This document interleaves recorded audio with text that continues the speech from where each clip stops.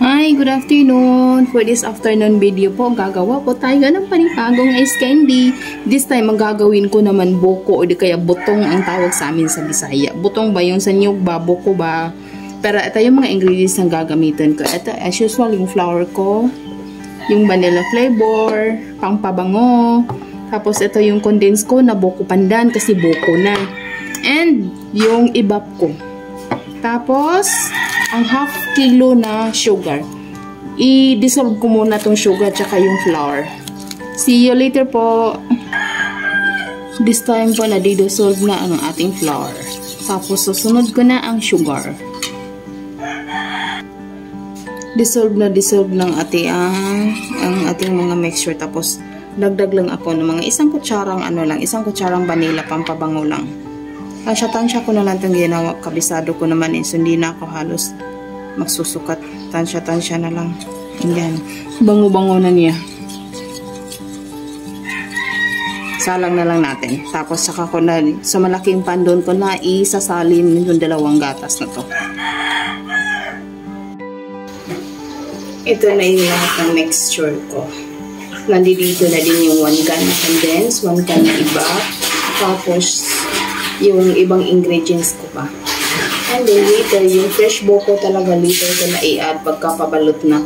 Mag-iba kasi ang texture pag ihahalo ko na siya habang nagpapakulo ako nito. Para siyang mag-amoy sopa kung isasama ko siya dito. Pero yung pure talaga na niyog ang ilalagay ko. Hindi kasama yung sabaw. Mag-aslong kasi. Mag-asim siya. So, mekos-mekos ko lang ito mo. Siguro mga 30 minutes. Mekos-mekos ko lang itong continuous.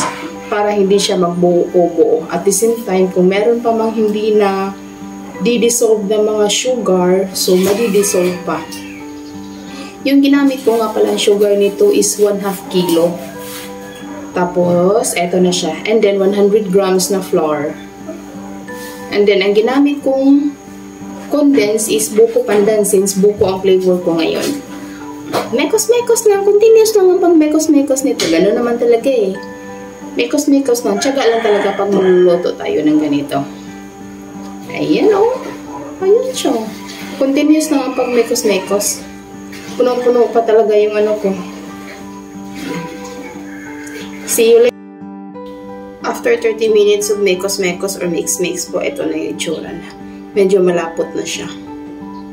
Tapos, mamaya konti. Tapos ng apoy nito. Siguro na mekos-mekos ko to. Na mix-mix ko to mga 30 minutes or 30 to 45 minutes na continuous ang pag-mix. Bakit continuous? Kasi magmumuo kasi siya sa bandang puwetan.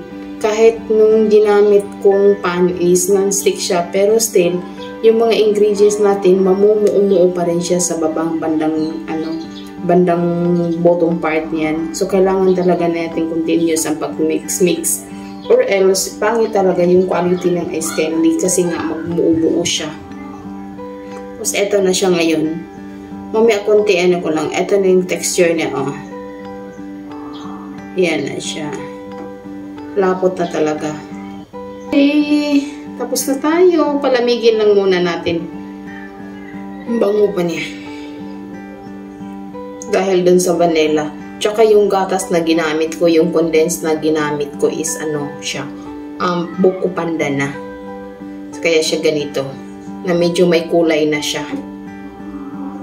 Ayan, palamigin lang muna natin. Ito na yung panghalo ko sa ice candy na kinuyod na buko.